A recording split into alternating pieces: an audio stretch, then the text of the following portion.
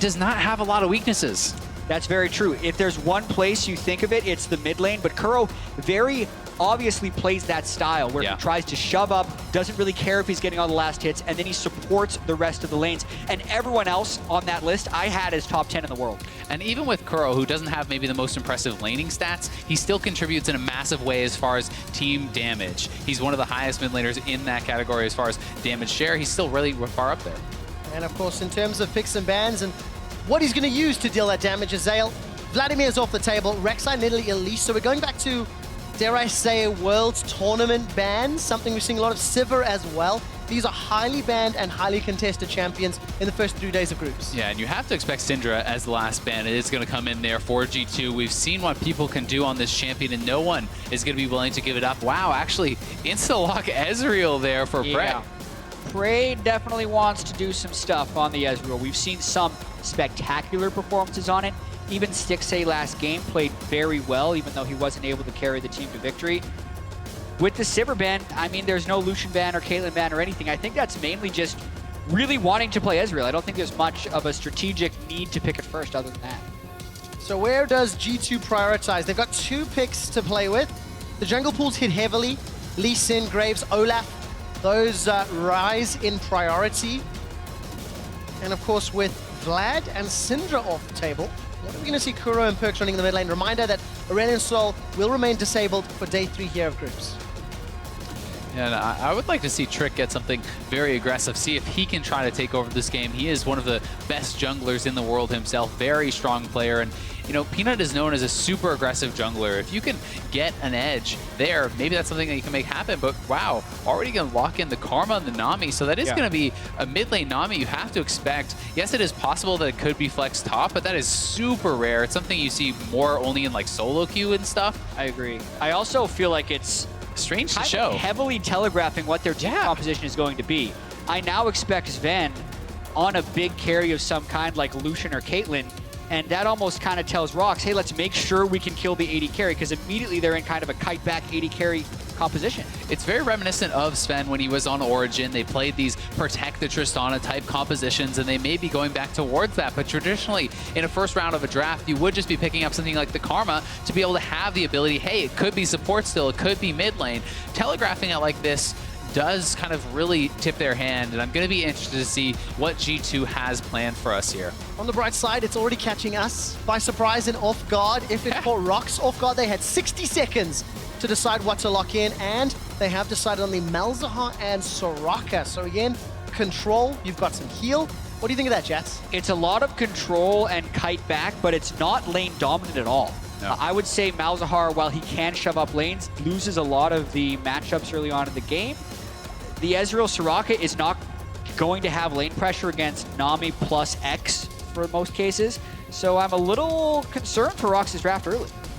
You have to say, though, Kuro has not been that super lane-dominant guy, and Malzahar is someone who can be pretty effective without, you know, completely taking over lane. You're relatively safe with that Void Shift, and you can play that kind of conservative style and be able to pick up farm later. Once you have enough levels and once you have a couple items, you can clear out those waves very, very easily, and would be something special to see PerkZ take a risk with an assassin, see if he could get some sort of pick like that, but it's not going to be the case. No, definitely not. Whoa. Olaf is what Trick will be running, and the AD carry is Jhin, so not really what we were expecting with not at all. Karma Nami. I was really expecting Lucian or Caitlyn in this situation, but I will say Jhin is good against Soraka in team fights, and that the Karma and the Nami can still be used to speed up Trick in the jungle. So that part of it makes sense. One thing I am a little bit concerned about, though, is we haven't seen the jungle, we haven't seen the top lane for Smeb and for Peanut yet, and this is not a team that has a lot of damage. If you draft some beefy frontliners for them to try to deal with, where's the damage going to come from to actually kill off these champions? It's a pretty low damage team right now. Obviously, Spec still has his champion left to play, but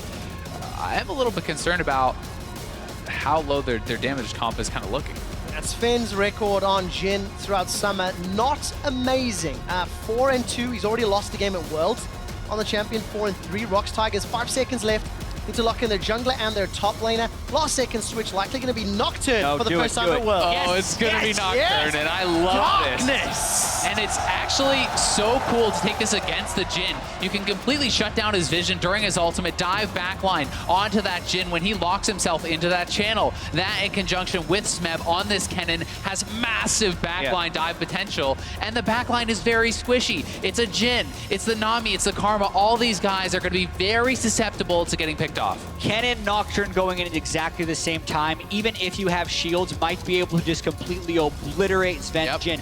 I want to see a full damage Nocturne because this is actually the pick that can be demolishing towards Jhin players in a lot of situations. It also works very, very well if G2 was saying, hey, we're a little bit low on damage, we'll go split push, which they may be trying to do with a champion like Gnar, because Nocturne collapses on that better than almost anything else. And if G2 does lock in this Gnar, I do worry for them as they're kind of counter-picking themselves into the Kennen, which is a favorable matchup already for Smeb. Then you have a very powerful jungler who can shut down the split push, and I have to feel like G2 painted themselves into a corner with this draft. I think so. They telegraphed it very early, then they didn't necessarily even go with a mobile AD carry, so that sets Rox up to pick two very strong divers, and it doesn't seem like Expect has a pick ready against the Kennen, so he's just going to go with the generic Gnar.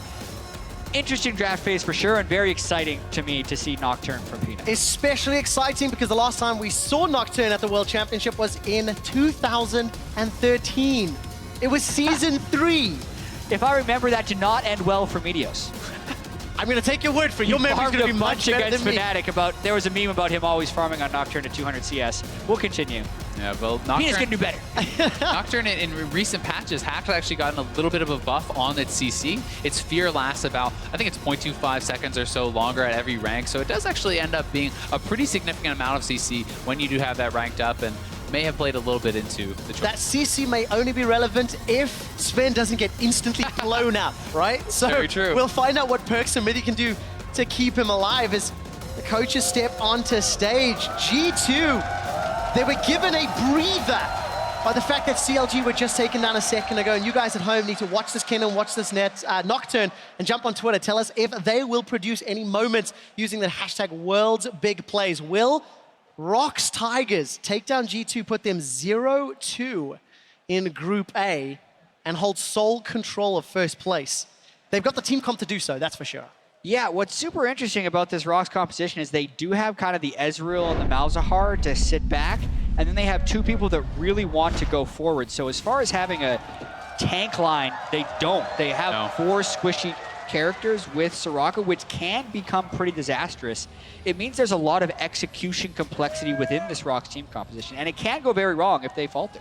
And I'm going to be interested to see how they want to play it out, though, because they could even just keep Smeb in the side lanes. If you ever have overextending, Nocturne ult comes in from so far away. It's one of the best ultimates at actually kind of circumventing vision, because you need such deep vision in your opponent's jungle to see that ultimate coming. It's not enough to just have a ward in the lane bush or in the river. He can come from too far from that, and especially at the higher ranks of his ultimate, the engage potential is massively long range. Talking so much about those junglers over on Riot Games 2. It is Peanut versus Trick, so that's Nocturne versus Olaf, and right now, that's so heavily in favor of Trick.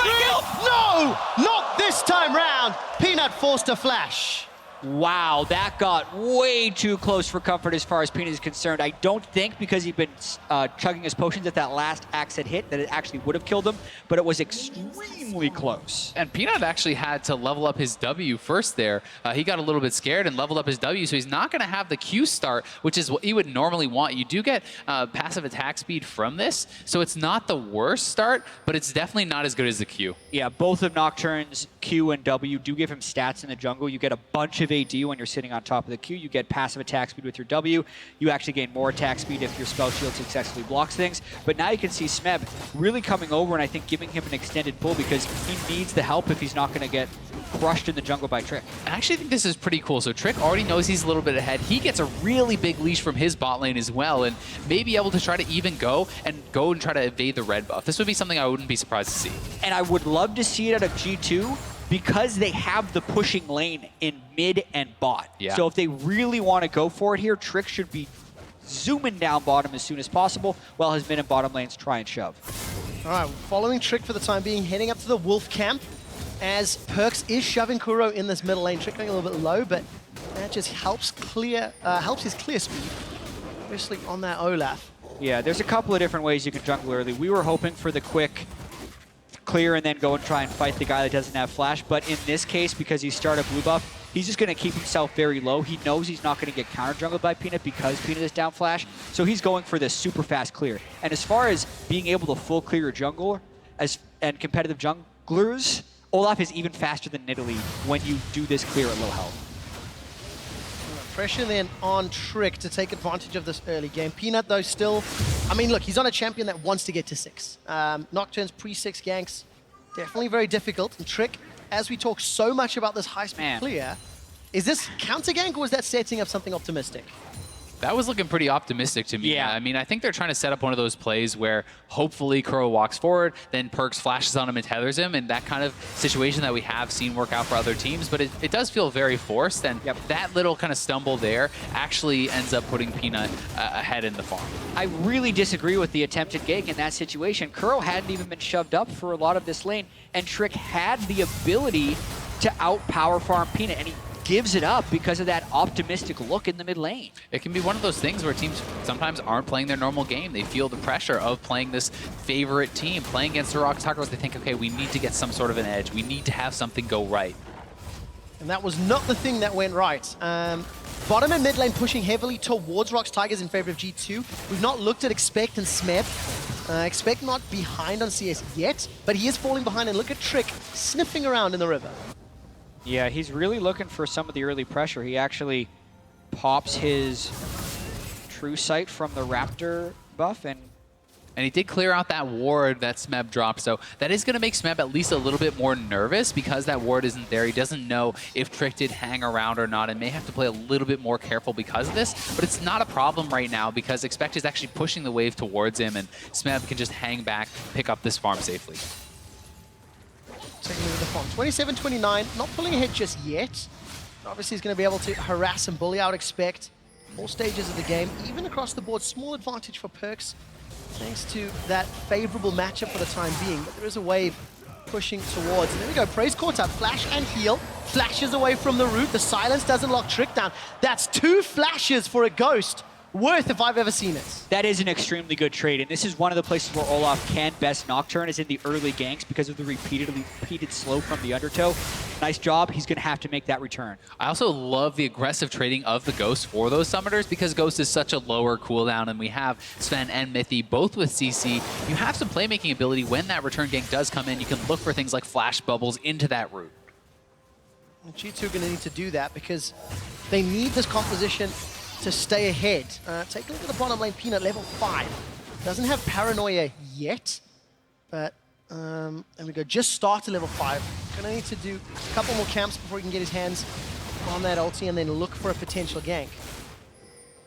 And there's so much tension right now for G2 because of this composition that they've drafted for themselves. They cannot afford to make any mistakes. No, they certainly can. And when Peanut does hit that level 6, it's going to be very key. The first ultimate that you use matters so much in terms of actually starting to snowball, especially if he is going for that full damage Nocturne like you talked about, Jatt. Because the cooldown is just really, really long. You must make this first gank work. It's one of those champions where you want to power farm, gank every time your ultimate is up, and making that first one work is key. And it's even better if there can be a lane where the summoner spells have been burned earlier, but currently that's not the case. Smeb does have his CS advantage as expected in the top lane, but then the other lanes are also kind of going as expected. The double flash that got burned in the bottom side is putting Prey and Gorilla on the back foot, and it's also very difficult to gank for Soraka lanes, which does make it a little bit more difficult for Peanut. Oftentimes when we used to see Nocturne picked way back in 2013, you'd see it with stuff like Ashe in the bottom lane. So you just double ultimate and almost get guaranteed kills.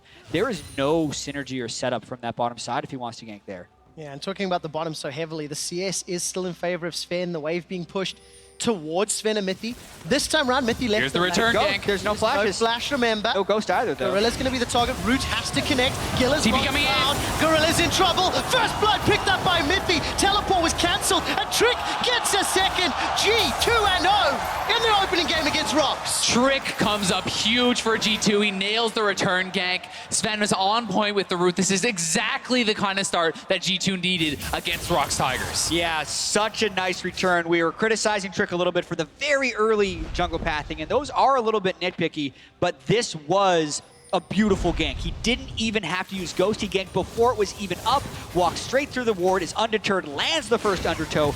They immediately burst down Gorilla, and they just swayed the teleport from the Kennen as well. And it seemed like Prey, he was trying to return damage. He did not expect this much damage to come through on the backside, and Peanut was looking top for Expect, not able to find that ultimate just yet, but they could go for a dive as both ultimates are ready. We'll see if Expect can outplay. Here they go. He's trying to come in. He's going to be too late to the party. Expect flashes away. Maybe Mithy can. The ebb, the flow, the bubble! Throws up Peanut into the air. Expect's burning down, looking for a boomerang. Duskbringer will not kill him. Now Mithy's looking for more. There's no support. And Mithy knew that was happening. Mithy read that so well, just barely in time he gets there. And we talked about it, how key nailing that first Nocturne gank was. They both pull their flashes, they both pull their ultimates. Expect gets away with just one summoner. And one of the biggest strengths of Mithy's game is his ability to just appear on the map where he's going to mess you up on the other team. And Peanut and Smeb, that's the duo. That's why they picked that combo, because they think they can just straight up turret dive. Trick had just been bottom, they didn't expect him to be there, but Mithy shows up in the nick of time. Yeah, Aframu had talked about it in those features. He's so worried every time Mithy disappears off the map. You never know where this guy is going to show up, and Rox certainly did not expect him to be showing up in the top lane. So a lot of credit to Mithy, because it was ironic that his back timing against CLG started the snowball that cost them the game. This time around, stopped the snowball that Rox were looking to set up. Taking a look at Trick, 1 kill, 1 assist. He's got those Lucy boots, got himself a early Sightstone as well. So very clear game plan and controlling the map here for G2. And I love the Sightstone specifically against the Nocturne pick, because we talked about how important vision control, and specifically deep vision control, is against this Nocturne. You need to ward him out, similar to Rengar, before he actually makes the move with his ultimate, when he's at his camps.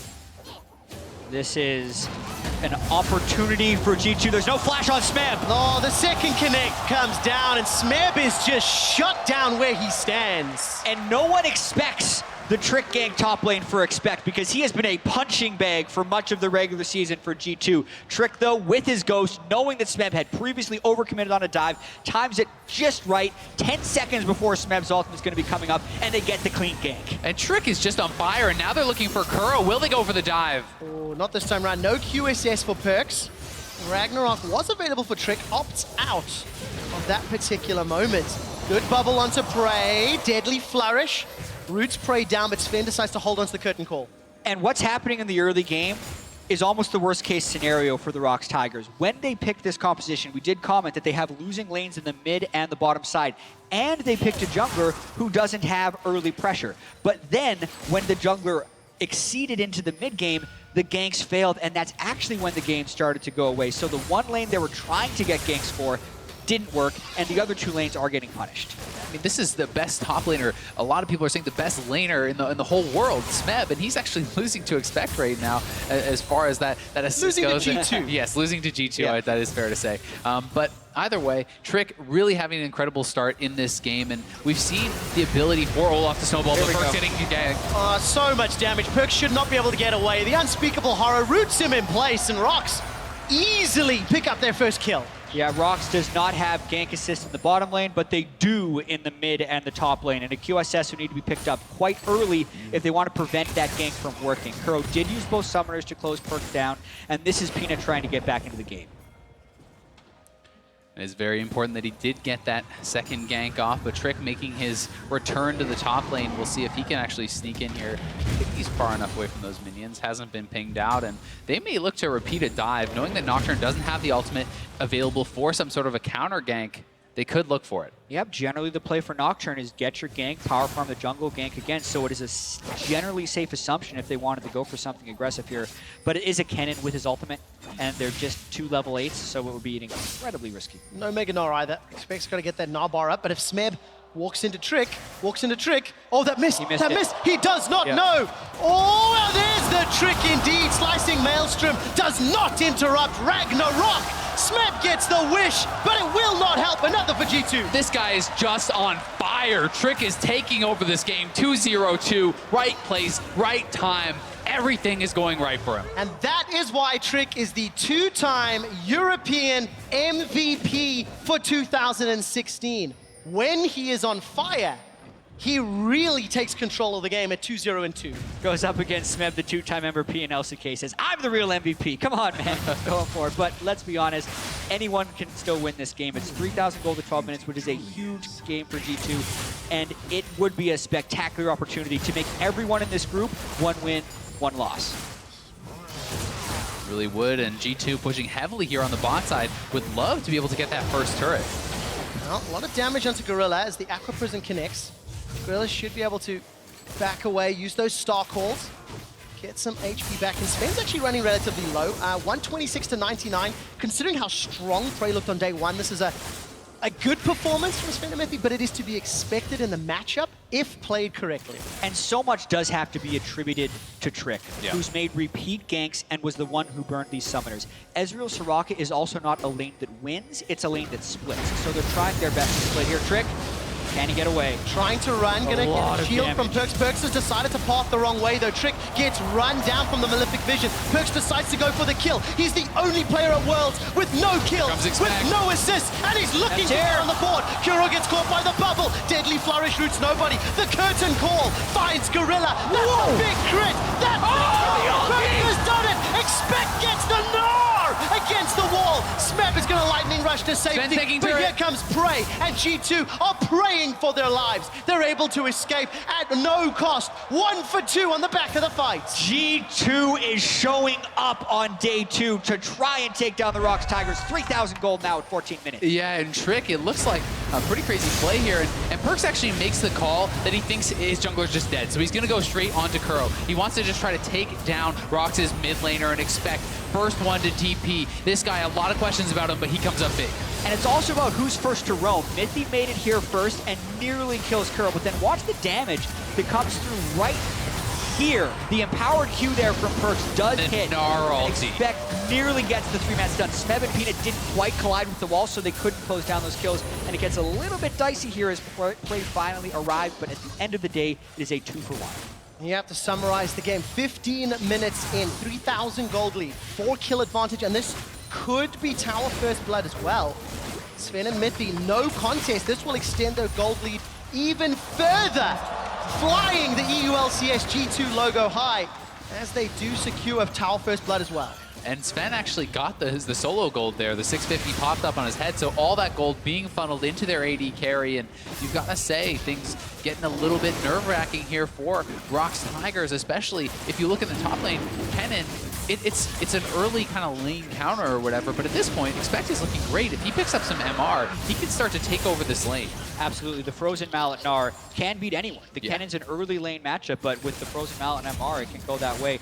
And just from an overall perspective, Rox are the prohibitive favorites for this tournament. The #1 seed from Korea, the 2-time MVP in Smeb, heralded by many as and myself as the best player in the world coming into this tournament. They go for Zven though. Oh, Sven's in so much trouble. Survives for a few seconds, but simply not long enough. Rox, another easy kill. And to continue on that point, this is their game plan. It's Peanut going off. He's successfully getting these gank kills with the Malzahar, and never count the Rox Tigers out of the game. Even before they became an early game juggernaut with the acquisition of Peanut, they were able to come back from massive gold discrepancies in the LCK and on the world stage. So this is a tough one to close out if you're G2.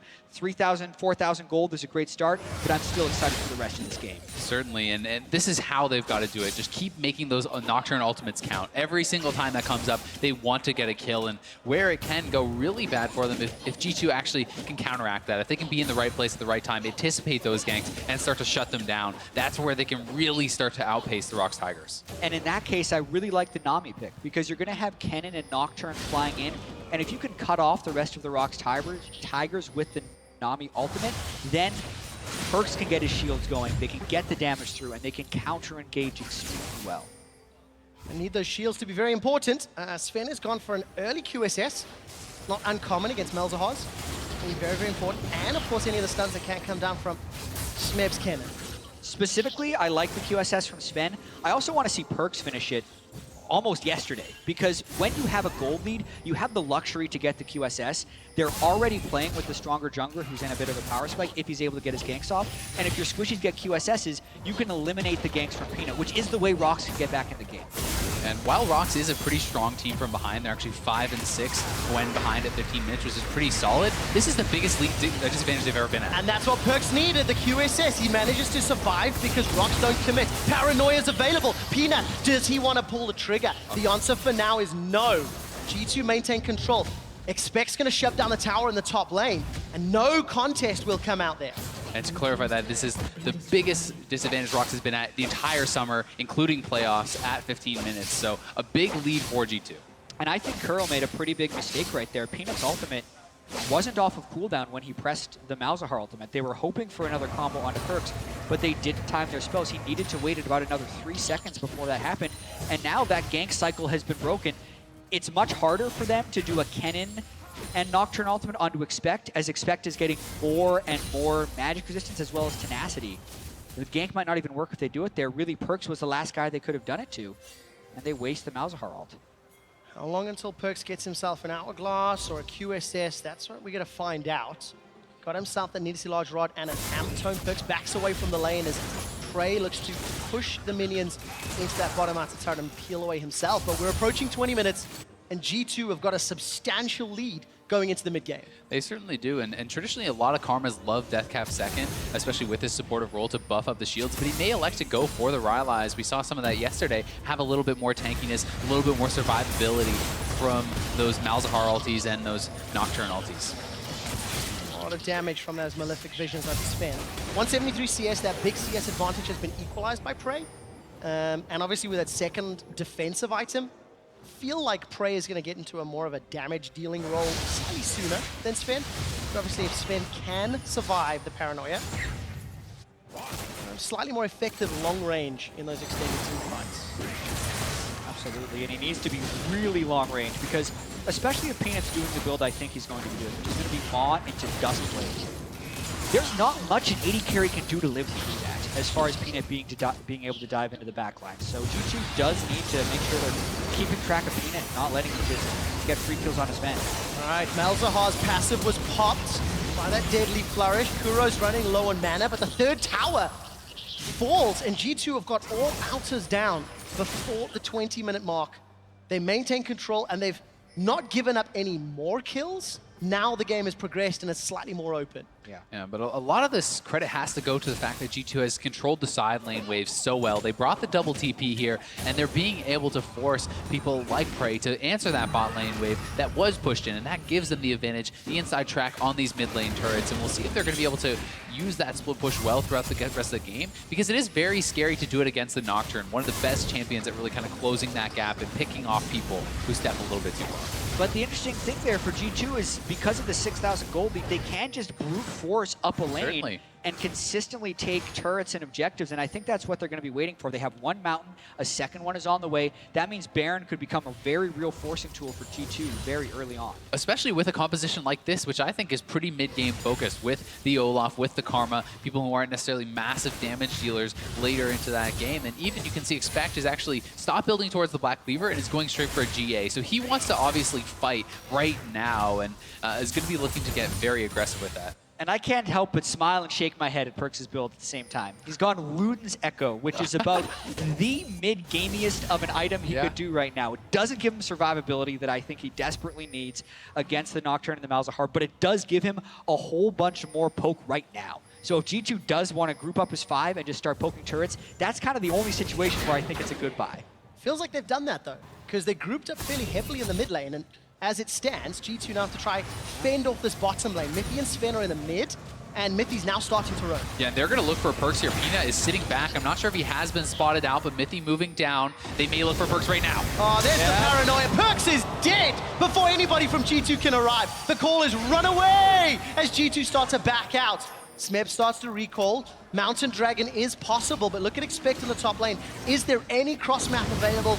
It doesn't feel like it just yet. Yeah, I think G2 should just give this up, allow Expect to try to push for this turret, but that's what you have to respect. You have to respect that long-range engage from the Nocturne. We've talked about it time and time again. It's one of the best champions in the game at shutting down that split push because of that right there. And you have to wonder at 21 minutes why they're split pushing with their Karma in the bottom lane without a QSS. That is a very silly play by G2 making when they're in a position to just brute force and just beat the Rox Tigers by grouping. That said, they get a turret top lane. It's a turret for a kill. It's an advantageous trade for them. Rox spent the ultimates. They even spent a summoner or two there. So it actually ends up being pretty good for G2. Kill plus Mountain Drake. How important could that be? Are they just gonna go? They want to go. Oh, wow. Ezreal ultimate just scouted before they had started it, so they're thinking they can rush it down. This is dangerous. But Rox is coming right now. They have Kennen ultimate and a Malzahar. They're peeling. No paranoia, but Gorilla's gonna get dropped. He's already dead. Look at the slicing maelstrom. G2 are locked up, but Smeb is down. Kuro gets rooted in place, and it's a double kill for PerkZ. Prey is caught by an Aqua Prison. He manages to back away safely, and G2 turn towards Baron. And that is how you use your mid-game gold lead. They group up, they dare the Rox Tigers to come towards them, and they peel completely as a unit. Now it's on Peanut to try and steal. His ultimate is up in about 10 seconds. Yeah, I think he's going to look for it. They don't want to fall this far behind. Prey's going in. Will he try for the steal? Peanut's going low on that. Trick solo. He can kill Trick. Stop. Peanut's going for the 50-50. G2 on low. A flash it from Peanut.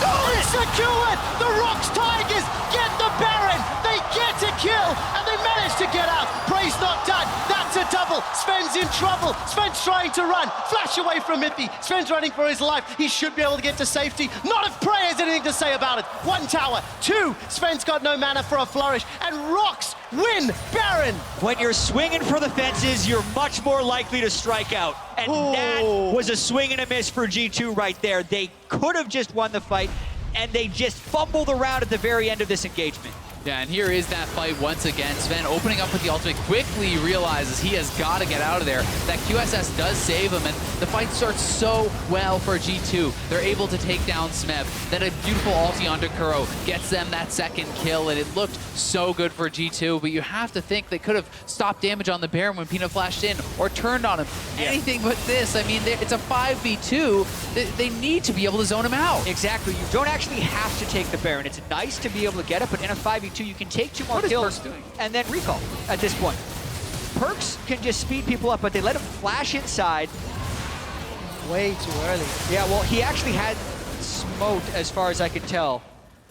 Trick was just using his E and he was trying to combo it, but Peanut got the smite in afterwards. Great steal by Peanut, but I don't think the opportunity should have been given to him to steal it. Yeah, it should have not at all. And for G2, that was what was supposed to propel them to this early game victory with this mid-game composition, and it may be just what Rox needed to extend this game long enough for them to take it. All right, 5,000 gold difference. Still no towers secured by Rox Tigers, but that will change very shortly. They got a 4-man stack in the mid lane with Baron. They've got Smeb in the bottom lane, uncontested. He should be able to secure this one. Should be the first, while G2 are pinging and invading the blue side jungle of LCK's #1 seed, the Rox Tigers.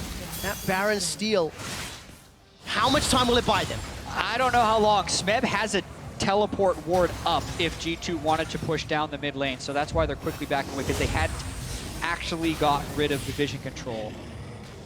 And I think it's actually going to buy a lot of time, and it gives Peanut time to get up towards the Dusk Blade, and it gives time for Prey to build towards the Blade of the Rune. The game is very much equalizing now after that Baron steal. And if the game is equalizing, looking at the team compositions, is there a point where Zven could potentially survive the all-in? Because that's a lot of damage from Peanut. BF sword after more, and Warrior won't get the chance to find out because Trick is running down on Rox. Here comes Expect. Coming in from Smeb. Gorilla is making so much damage. He's already down. Smeb has got one back though onto Mithy. Sven and PerkZ stay alive for a few seconds. Trick is looking for more. Expect will not be able to get the boulder toss onto anybody else. It's a 2-for-1. Trick is looking for Peanut. Is going to get taken down. Will not get the kill. That's a 1-for-3 after G2 started the fight. And it all falls apart for G2. It's looking so bad for them now as Rox is going to be able to pick up at least one turret here, maybe a second, and Prey was just completely ignored in that fight. They're chasing after the Soraka, taking so much time to take it down, and yes, they eventually kill off Gorilla, but the carries are untouched. And it's actually the type of fight that Rox wants with this composition. They want to be able to play back with the Soraka while still having their team diving. They teleport in with the Gnar and go for this, but I'm trying to figure out how Expect takes so long to get into the fight here. They do kill Gorilla, but it's all about Smeb in the backside. Through an exhaust, he kills Mithy. That's the proto belt point blank you can get with Kennen. Zven then gets zoned out by Zhonya's. Prey is still double buffed because Trick and Expect didn't have as clean of a dive on the other side. Prey can just come back down and clean up the kills. Yeah, there was just no chance for G2 to take out Prey at the end of that fight. He had the double buffs, he's full health, and Zven cannot duel up against that guy. Yeah, and look at the smiles on the Rox Tigers right now. They're like, man, we were down so much in this game, but now we're going to win. I feel like that's the way they are thinking right now because they've had so many successful plays in a row, and specifically that last fight means they're getting to the item timings they need to succeed. And their team composition truly Goomba stomps the backline of G2 because you saw in the previous fights, admittedly, there was no front line for G2 because they were trying to dive as well. The do dive combo of Rox proved superior to close this goal. It's now a 1,000 gold game, which is nearly insignificant at this stage. Yeah, and so much of the team fighting is going to come down to Mithy and PerkZ actually having really good positioning, being able to stay close enough that they're not blocked out by the paranoia from Nocturne, and far enough away from each other that they're not all getting AoE'd by Kennen. So it's this difficult balance because they need to be able to protect each other. It's kind of this 1-2 combo where they need to shield and CC and heal, and they all need to be this squad that's together in order to do that. Currently stacked up together. No teleport for Smeb. They're looking for Smeb. They really want him. He has flash. Ghosted up. Slicing Maelstrom is available. Nocturne ulti. Is used to deny vision. He's on Zven. There's the split. Zven's in trouble. He's managed to kite around. True shot. They saved him. Connect. Peanuts it out. Expect has found Gorilla. That's 2 kills for G2. Curtain caller to Smeb. That will get the kill. 3 kills to G2 and 40-second death timers. Where do they focus their energies? With their backs once again against the wall, G2 really came up with a beautiful idea for a fight there. They desync Rox's engage and are able to group while the dive is happening, which allows them to successfully peel it. Now they've killed 3 and can get a bunch of objectives. And this time it's Expect zoning off that back line. He's the one pushing in there, and he gets a kill on Gorilla, and G2 are pushing down here in the bot lane. They're going to take this tier 2. At 13 minutes, G2 take the 5th tower of the game, extend the gold once more, and look like they'll go for the dragon. This should be uncontested. Baron's up in a minute, but as it stands, G2 still on a knife's edge. Yes, they are once again in the lead, but truthfully, it is not like it's commanding or game-winning just yet. And here's the engage, full commitment, Karma speed up, Nami buff for the speed up, Ghost already popped right in there to Smeb, and Zven does a great job kiting away, getting protected, but he will not have his flash for the next fight. Exactly. Luckily, they were also able to burn the flash of Smeb and Peanuts, so at least it is synced. We're also in a pause, unfortunately, right after this one, so we're going to have to take a deep breath 29 minutes into the game. It's been a bit of a wild one. Oh, yes. I would say. At one point, G2 had a 7,000 to 8,000 gold lead. That's after they picked up 3 kills of the Baron pit. But when Peanuts stole the Baron, it really just threw this game into chaos. Yeah, it completely turned the game on its head, and it felt like it was going to be the killing blow for G2 if they got that Baron. It would have put them probably 10,000 plus gold up over Rox, and instead, Peanut with a big play, and that's a lot of what Worlds is about. It's these iconic plays that you do see. And it's interesting that this particular game, our alt stream must be having a field day because it's watching Peanut and Trick. The early game was so heavily defined by Trick's ganks. The mid game, stall for Rox, thanks to that Baron steal by Peanuts. Just update for you guys, this is an audio-related issue that is being investigated. If and when I hear more specifics, I will let you know. Yeah, and it's not like a headset issue. They're hearing Nocturne's ultimate over and over again, so they're going to maybe try some client restarts or something else. You can imagine that would be a little bit distracting if you constantly heard darkness with the lights on. It would be kind of confusing. It would be very confusing. Very unnerving as well, because every time G2 hear that noise, it means Zven might be dead. Yeah. That's basically what that sound effect means in this game. As a Jhin, that noise is going to give you some PTSD. Not again. And of course, reiterate, 30 minutes into the game, it is a 3,500 gold lead in favor of G2. But it doesn't feel like that lead really matters, because what matters is, can they keep their AD carry alive? Yeah, and we also just have to keep in mind exactly the way the team compositions will interact with each other. We know the way that Peanut wants to be making these dives happen. He's a full damage Nocturne. He has a spell shield that blocks 1 spell and lasts 1.5 seconds. So there's very small windows with which for him to do work. The way it will work is if G2 are too spread out. So they have to be incredibly careful to do the right thing, because at the same time, the Kennen wants them to stay together, which is why they work so well in tandem as dive buddies, and why that gank earlier when Strick was able to run down bottom lane with the rest of the team, which desynced the Kennen and the Nocturne, was so effective. Yeah, it really was. And it's so difficult to play into that Nocturne because he's flying in with the ultimate and it becomes this mind game. You want to exhaust him right away to avoid your AD carry from not dying instantly, but if you exhaust into the spell shield, it's pretty bad. He can actually absorb that, so you want to be able to knock that off. You want to be able to land the CC, and it's a fast sequence of abilities that Mithy is going to have to be able to do to kind of keep his AD carry alive. Mithy has disconnected and reconnected. You can see on screen they're working through the paranoia. That is the current audio repeat that is happening in-game.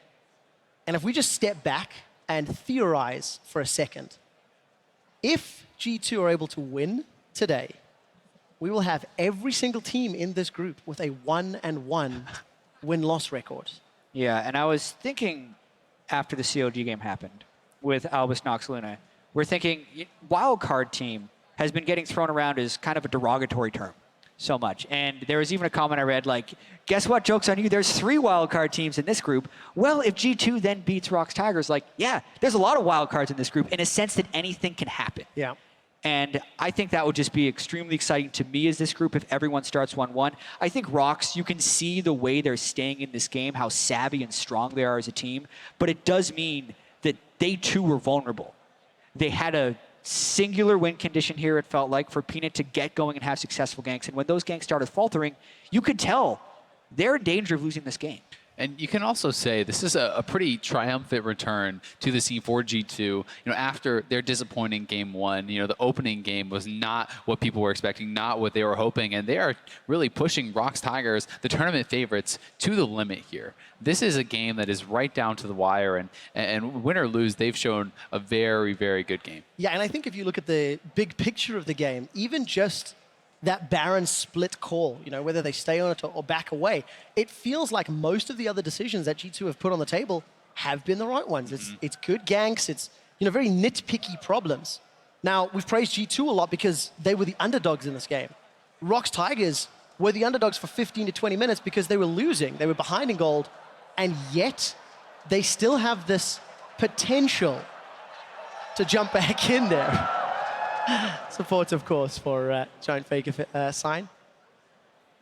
Trying to get in the heads of the Rox Tigers, who haven't been able to defeat Faker in a final. Luckily, KT did it, and then they were able to squeak out a final against KT Rolster to qualify as the #1 seed here. Yeah, speaking of Baron Smites, 2 HP on that KT final game. All right, so I am hearing that we will be loading the game back up as a test to see whether or not the issue has been resolved. So if it persists, we may re-pause the game.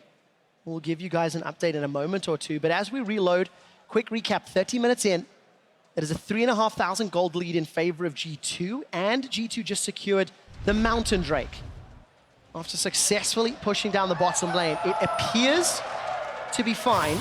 Yeah, no pause yet. Thank goodness we've been able to resolve this issue because this has been such a good game up until this point. 30 minutes in. Baron control looks like it's ceding over to Rox Tigers, though, after G2 takes that. So with it up in 15 seconds, this could get very dangerous for G2. I have to figure out where that goes. Vision, for the time being, is in favor of Rox Tigers. Heavily around that pit. And in actual fact, very good defensive vision in their red jungle quadrant as well. So G2 got to be very cautious when they go in. Smeb's teleport will be up shortly. And that has been the game-changing ability. Teleport, Slicing Maelstrom, plus Paranoia, and that's why that giant gold graph has swung back in favor of Rox. And G2 are paying a lot of respect to this engage, to the fact they don't have vision control. That's why they're moving as a 4-man squad to regain it. They know that any solo player could easily get picked off here and cost them the Baron and subsequently the game. So even Expect is going to have to be very, very careful as this tanky Gnar in the bottom. Look at the items really quickly. Again, still fairly look at that poke on aggressive Smeb. across the board. That's because PerkZ has got himself a Haunting, guys, as well as that Ludens. And yeah, very aggressive not build. what we were anticipating. However, this is PerkZ. He is an aggressive, I gotta win type of player. Exactly. If he gets caught out by Malzahar ultimate, he is dead. He has very little magic resistance, still no QSS, and it doesn't look like he has plans to get the QSS because he wants to stay as damaging as possible. And that's why so much of the success of G2 has ridden actually on Expect's shoulders, getting in the face of Kuro, making it difficult for him to move up and get those key targets. And that's important because that is a slight pivot from, you know, summer, where Expect, as we mentioned, was a bit of the punching bag. However, with PerkZ building all this damage, it does shore up some of their DPS weaknesses that both of you guys have spoken about somewhat during picks and bans. And it also means that he's going to have a significant amount of AP with this second large rod.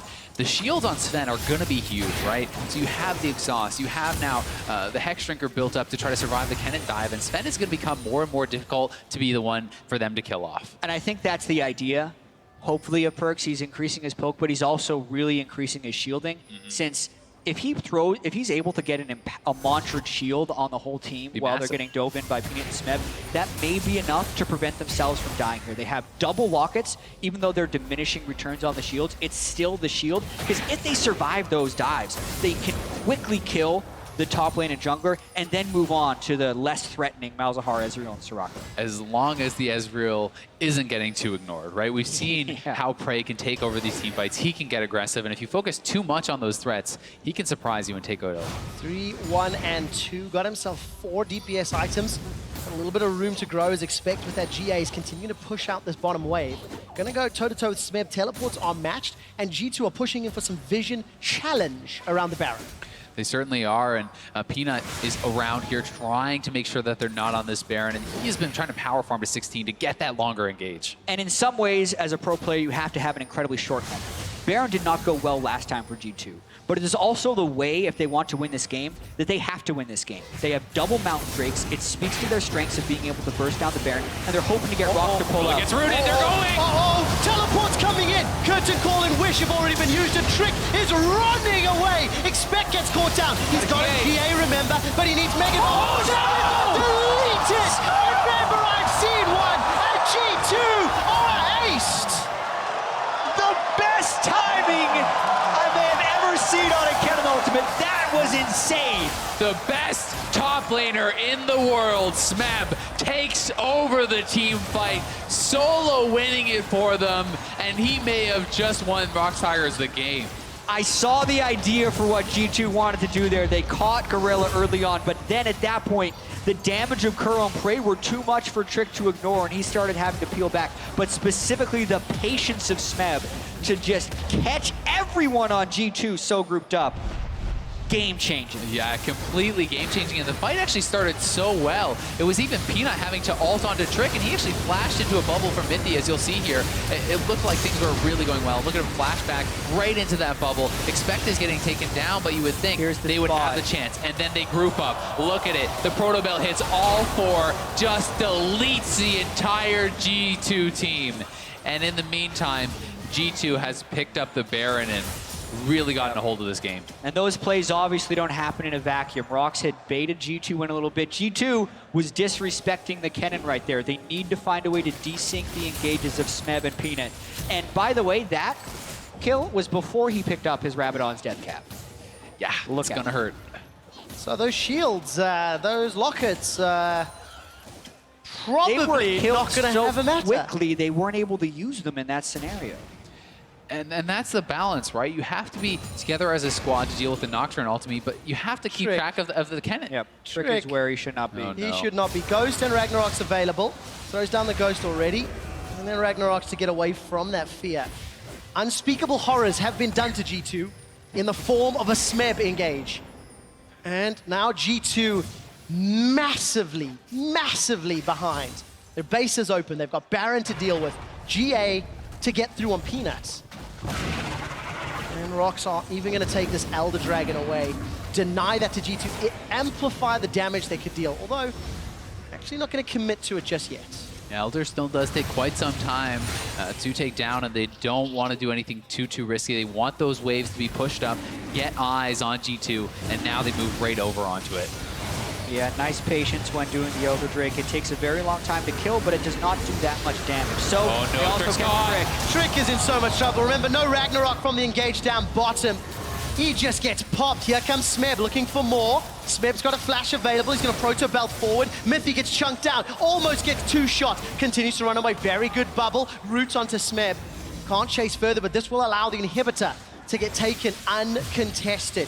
Elder Dragon, Baron, Inhibitor. There's nothing left to take. And look at that massive wave in the top lane. Rox has prepped this. They have both these buffs of the Baron buff and the Elder Dragon. It's going to be so tough for G2 to really contest this push. Especially when you consider that Smeb still has flash and multiple flashes were burned in retreat there by G2. Trick will respawn, but most likely will not be able to even save their second inhibitor. It would almost seem impossible for G2 to hold this inhibitor turret. Trick is coming back up, though. We'll see if they decide to make their stand here. Zven has his ultimate. Will they look for the fight? They've got to get through so much HP. Inhibitors being focused. Tricks on the front line. Ghost not available.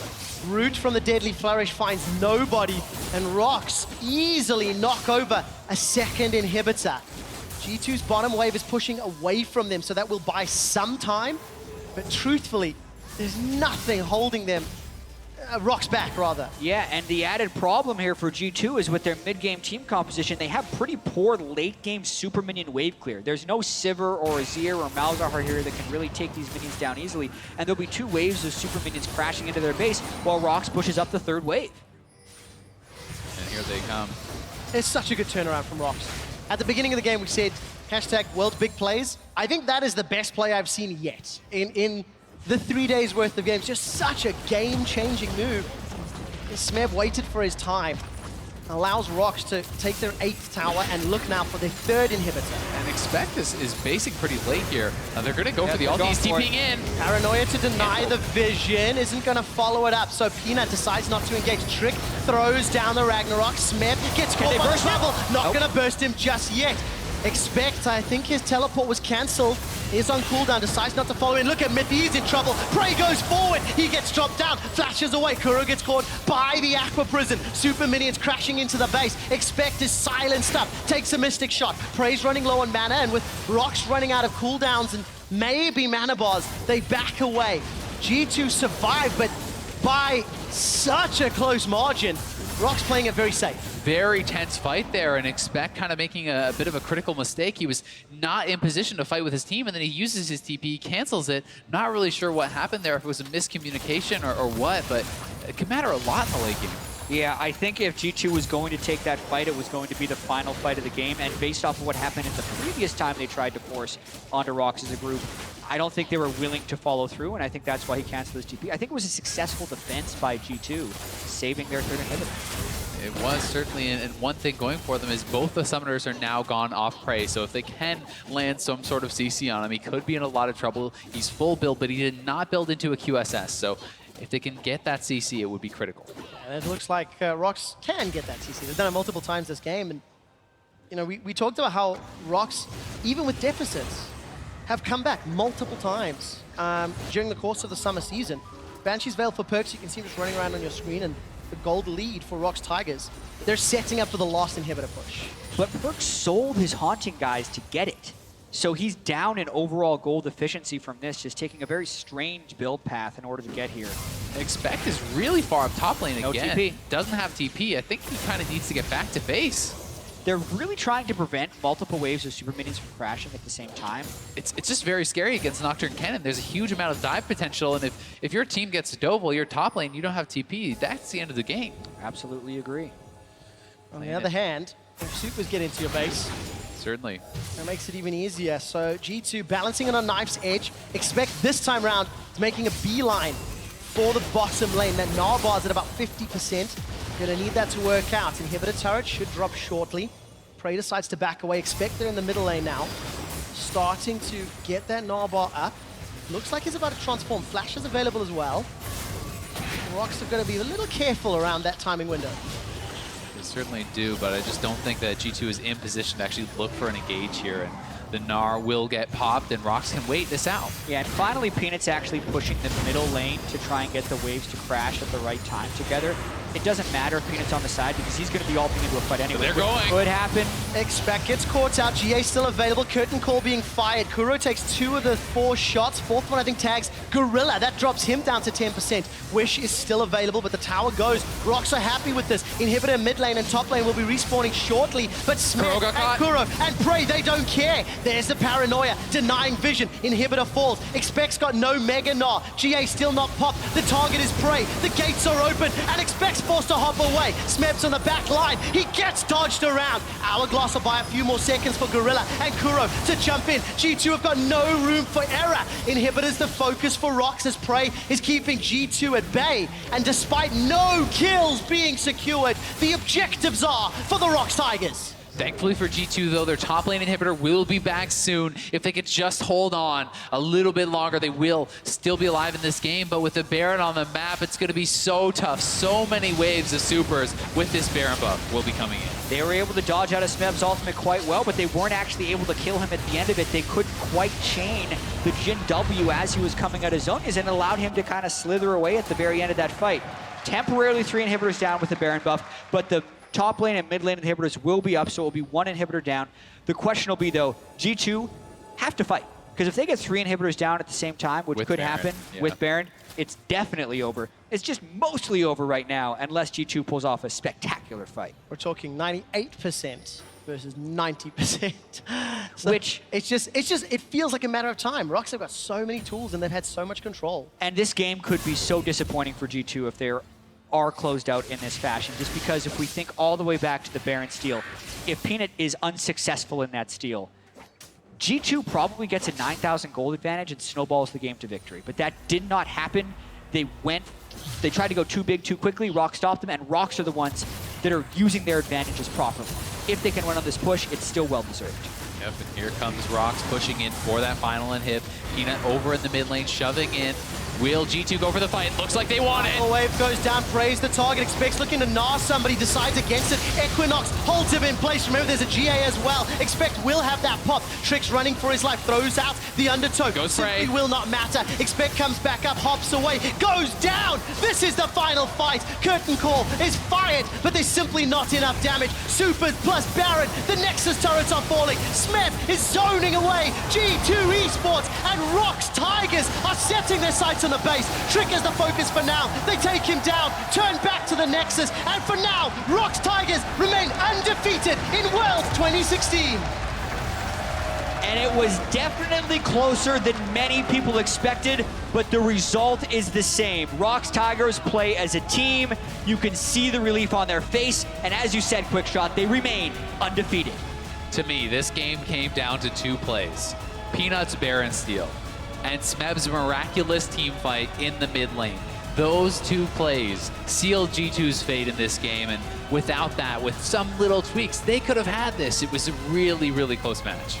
Rox Tigers was definitely bent but not broken in this game, but they were pushed further than many teams even pushed them in the LCK. The gold deficit they had at 20 minutes is something, it was larger than they'd ever been able to come back from this season. And even the length of the game, it took them 43 minutes and 39 seconds to close out on. That's a very long game for them in Korea. And while that is impressive for Rox, it's equally disappointing for G2. In summer, they were 13-1 when they had a 3,000 or more gold lead.